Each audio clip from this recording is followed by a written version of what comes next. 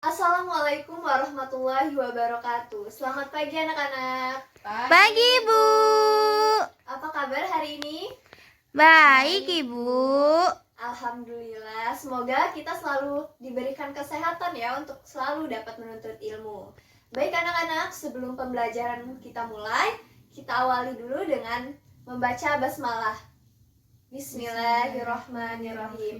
Lalu kita akan melanjutkannya dengan membaca doa ya. Silahkan berdoa menurut agama dan kepercayaan kalian masing-masing. Berdoa mulai. Berdoa selesai.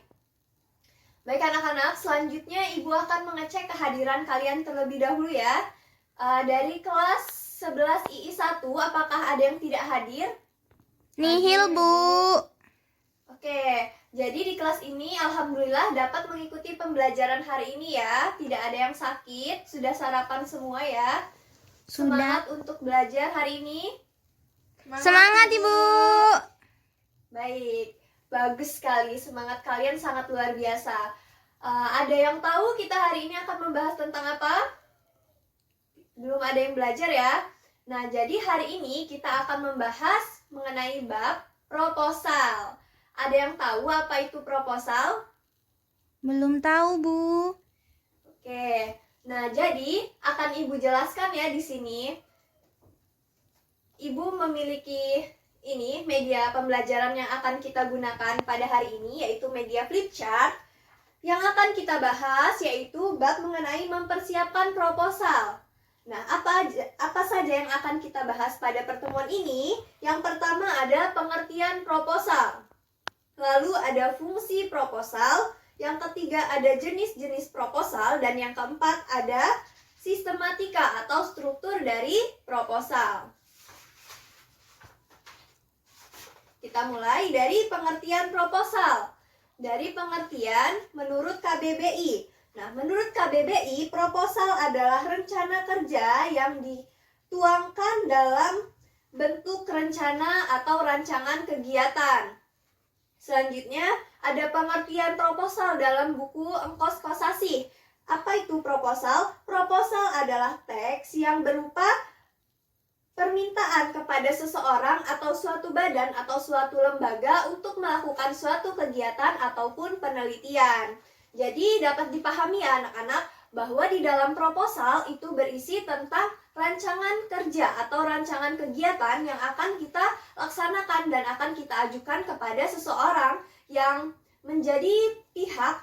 Misal kalian membutuhkan dana atau kalian ajukan proposal itu untuk pihak sekolah, jadi kalian mengerti proposal tersebut akan ditujukan dan tujuannya untuk kegiatan atau penelitian apa. Selanjutnya ada fungsi dari proposal. Nah, fungsi dari proposal adalah untuk menyampaikan informasi berupa usulan kepada pihak yang berkepentingan. Seperti yang telah Ibu jelaskan sebelumnya, nah, kalian akan mengajukan proposal yang telah kalian buat itu kepada pihak yang berkepentingan atau pihak yang menjadi tujuan kalian untuk meminta dana atau menjadi sponsor dalam kegiatan yang akan kalian laksanakan. Atau dalam proposal penelitian, pihak tersebut adalah pihak yang terkait dengan lembaga seperti sekolah ataupun kampus tempat kita belajar. Nah, dengan begitu, pihak yang berkepentingan atau pihak yang menjadi sasaran kita untuk menunjukkan proposal menjadi tahu rencana kegiatan atau rencana penelitian yang akan kita lakukan. Baik, sampai di sini dapat dipahami? Paham, Ibu. Baik, selanjutnya kita akan membahas tentang jenis-jenis proposal.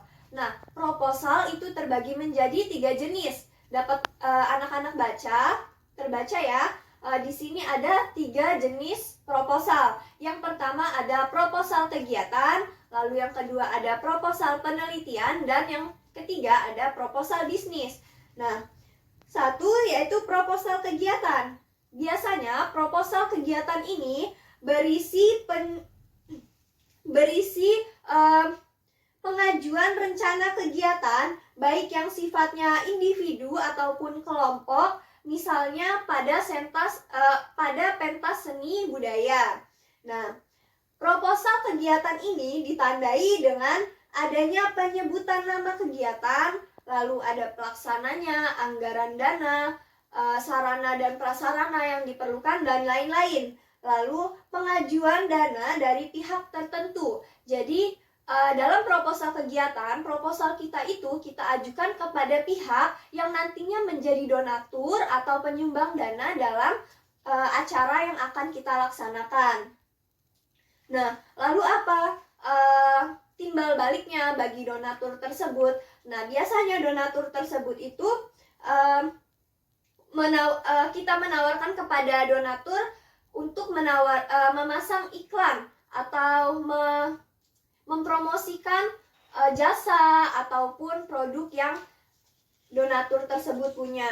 Nah, selanjutnya yang kedua ada proposal penelitian. Proposal penelitian ini umumnya digunakan di lingkungan sekolah ataupun lingkungan kampus. Biasanya untuk di kampus ada proposal skripsi, lalu ada tesis, dan lain-lain. Nah, yang ketiga yaitu proposal bisnis yang berhubungan dengan dunia usaha ataupun perdagangan.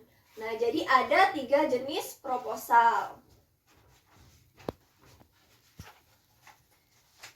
Nah, selanjutnya anak-anak, di sini ada sistematika dari proposal. Sistematika itu adalah susunan yang biasanya terdapat di dalam proposal. Nah, sistematika pada suatu proposal itu biasanya bersifat fleksibel. Fleksibelnya bagaimana, Bu? Bahwa di dalam suatu lembaga biasanya dia memiliki sistematika proposalnya sendiri, meskipun ada bagian-bagian pokok yang memang yang harus terdapat di dalam suatu proposal kegiatan penelitian maupun proposal bisnis. Nah, di sini Ibu akan menjelaskan mengenai sistematika dari proposal kegiatan dan proposal penelitian. Nah, kita mulai dari proposal kegiatan. Di proposal kegiatan, itu yang pertama ada latar belakang. Lalu yang kedua ada masalah dan tujuan, yaitu poinnya ada yang A, itu masalah, dan yang B, tujuan. Lalu yang ketiga ada ruang lingkup kegiatan, ada objek kegiatan, lalu jenis-jenis kegiatan di poin nomor 3. Lalu dari yang keempat yaitu ada kerangka teoritis dan hipotesis.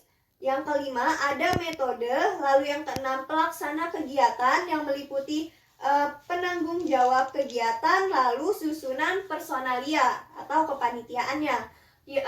Yang ketujuh ada fasilitas yang meliputi sarana dan peralatan yang akan digunakan selama kegiatan berlangsung. Lalu yang kedelapan ada keuntungan dan kerugian yang mencakup keuntungan selama atau keuntungan yang akan kita dapatkan apabila melakukan kegiatan tersebut, dan kerugian-kerugian apa yang kita dapatkan apabila kegiatan tersebut tidak dapat dilaksanakan. Nah, selanjutnya ada lama waktu dan tempat pelaksanaan kegiatan. Selanjutnya ada anggaran biaya. Yang ke-11 ada daftar pustaka, dan yang terakhir bisa dilengkapi dengan lampiran-lampiran kegiatan. Nah, kita bandingkan dengan proposal penelitian. Sistematikanya yang pertama ada latar belakang masalah, lalu ada perumusan masalah, ada tujuan, yang ketiga, yang keempat ada manfaat penelitian, yang kelima ada landasan teori, dan yang keenam ada metode penelitian, dan yang ketujuh ada kerangka penulisan laporan. Nah, jadi bisa kita bandingkan antara proposal kegiatan dan penelitian itu terdapat sistematika yang berbeda. Misalkan di proposal penelitian itu tidak ada anggaran biaya. Nah, bisa saja kalau penelitian kalian itu membutuhkan biaya, kalian bisa memasukkan biaya yang akan kalian gunakan dalam penelitian. Nah, seperti itu. Ada yang ingin bertanya sampai materi ini? Tidak, Ibu. Baik, dapat jelas ya. Jadi tadi kita sudah menjelaskan tentang pengertian proposal. Sudah paham pengertian proposal? Sudah, Ibu. Lalu jenis-jenis proposal tadi ada berapa? 3. Ya, baik. Artinya kalian dapat menyerap dan memahami apa yang telah Ibu sampaikan. Nah, baik anak-anak, selanjutnya Ibu akan memberikan tugas untuk kalian. Ibu akan membagi kalian menjadi beberapa kelompok ya. Satu kelompok bisa terdiri dari 2 sampai 3. Oke. Baik anak-anak, sudah duduk sesuai dengan anggota kelompoknya ya. Sudah, Ibu. Sekarang tolong perhatikan ke papan tulis dan kepada Ibu terlebih dahulu. Ibu akan menjelaskan tugas apa yang akan kalian kerjakan. Baik, perhatikan ya. Nah, tugasnya yang pertama adalah kalian cermati contoh proposal yang terdapat di halaman 143 sampai 153. Silahkan dibuka buku cetaknya halaman 143. Di situ terdapat contoh dari proposal. Nah, lalu setelah itu apa? Kalian jelaskan informasi penting yang terdapat pada setiap bagian atau setiap poin sistematika yang telah Ibu sampaikan tadi. Nah, yang ketiga, analisislah oleh kalian proposal tersebut termasuk ke dalam proposal apa.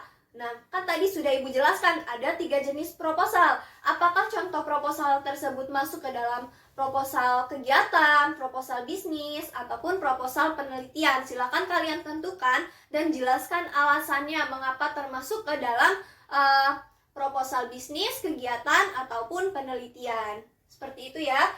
Ibu beri waktu 10 sampai 15 menit. Silakan dikerjakan. Kalau ada kesulitan atau ada yang belum paham, silakan ditanyakan kepada Ibu. Baik, kelompok 1, apakah ada kesulitan? Tidak ada. Bu. Kelompok 2? Tidak ada, Bu. Kelompok 3? Tidak ada, Ibu. Baik, semuanya dapat dipahami ya tugasnya. Jadi sekarang silahkan selesaikan tugasnya dengan baik. Anak-anak, tugasnya silahkan dikumpul di meja, akan Ibu koreksi dan akan kita bahas bersama di pertemuan selanjutnya. Nah, baik, hari ini kita sudah cukup banyak membahas materi, lalu berdiskusi juga.